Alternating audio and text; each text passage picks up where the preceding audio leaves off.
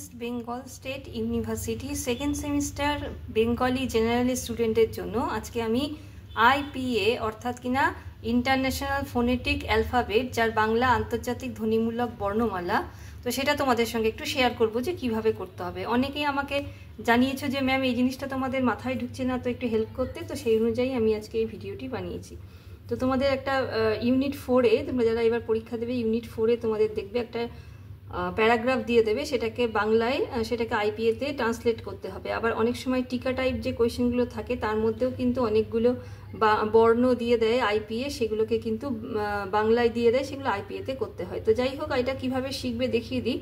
তো তোমাদের যে বাংলা বর্ণগুলো আছে, যেমন ধরো অ, আ, রস্বই দীর্ঘ, রস্যু দীর্ঘ, এইভাবে স্বরবর্ণ বলো, ব্যঞ্জন বর্ণ বলো, তো সেইগুলোকে আইপিএতে ট্রান্সলেট করতে হবে। তো আমি দেখিয়ে দিচ্ছি, দেখো খুব বড় করে, যাতে তোমাদের বুঝতে না অসুবিধা হয় বই থেকে।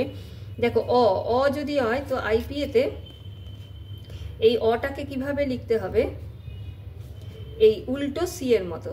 হ্যাঁ, এবার দেখো, তারপরে আ হচ্ছে ছোট হাতের এর মতো, আই হচ্ছে রস্যই দীর্ঘই দুটোরই উচ্চারণ ই হচ্ছে, তো ছোট হাতের আই দিয়ে লিখতে হবে। তারপরে রস্যু দীর্ঘ দুটোই ইউ দিয়ে লিখতে হবে। রিকারকে আর আই দিয়ে করতে হবে, যেটা আমি পেন দিয়ে দেখাচ্ছি সেটাই কিন্তু আইপিএ, দেখো উপরে লেখা আছে, রোমক লিপিটা দেখবে না, আইপিএটা দেখবে। তারপরে দেখো এ হচ্ছে ছোট হাতের ই, তারপরে ওই হচ্ছে ও আই, দুটোকে একসঙ্গে জুড়ে দেবে যেহেতু একটা যুক্ত বর্ণ। তারপরে ও হচ্ছে ছোট হাতের ও হচ্ছে ও ইউ, এটাকেও একটা জুড়ে দেবে একটা দিয়ে দাগ দিয়ে, কেন কি এটা যুক্ত বর্ণ। তারপরে দেখো এ হচ্ছে এ, ছোট হাতের এ আর ছোট হাতের ই একসাথে লেগে আছে গায়ে গায়ে।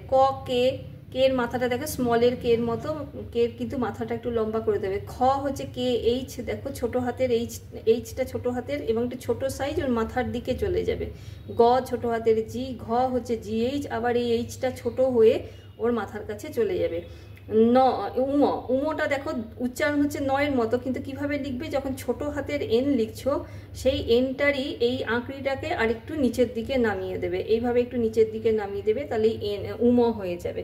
সেই রকম দেখো চ রয়েছে ছোট হাতে সি, ছ রয়েছে সি এইচ, বোরগাজ্জা হচ্ছে যে, দেখো যে যেরকম ভাবে আমরা লিখি দাগটা কাটাটা ঠিক নিচের দিকে হবে, হ্যাঁ, আর টিটাটা উল্টো, কাটাটা মাথার দিকে হবে।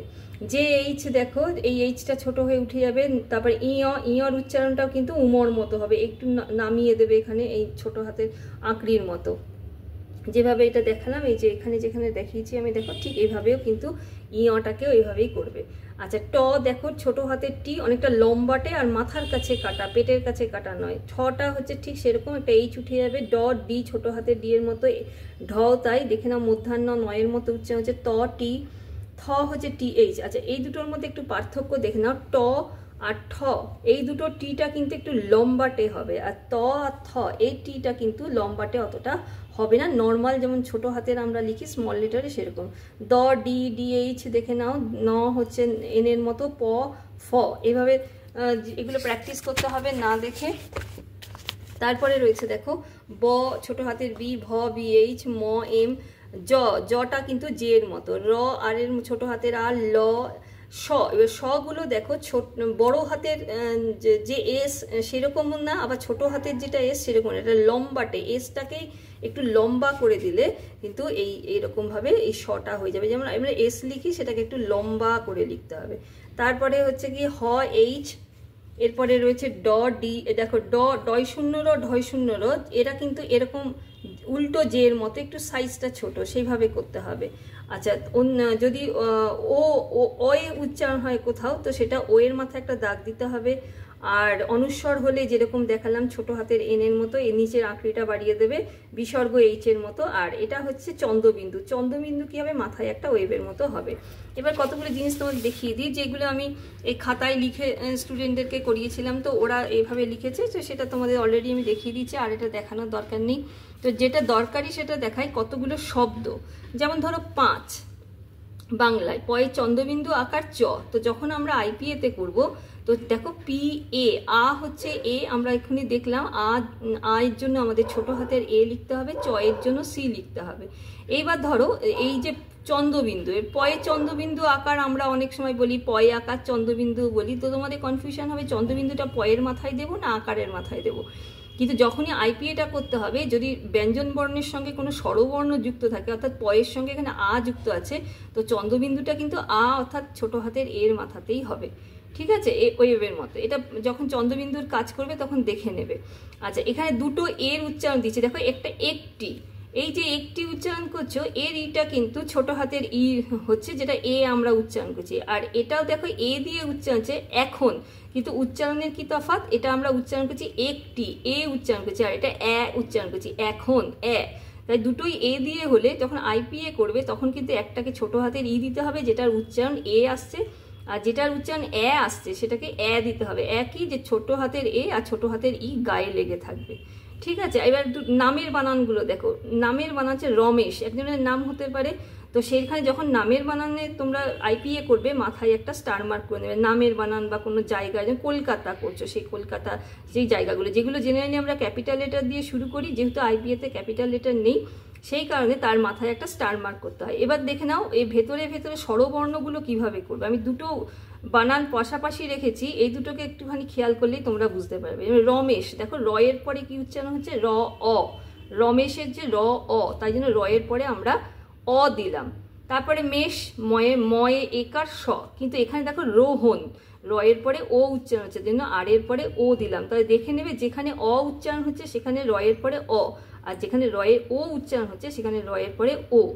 ঠিক আছে, এবার হন, দেখো রো হন, আমরা হ উচ্চারণ করছি বলে হ এর পরে অ দিচ্ছি। ঠিক আছে, যদি আমরা উচ্চারণ করি রোহন তখন হ এর পরে ও।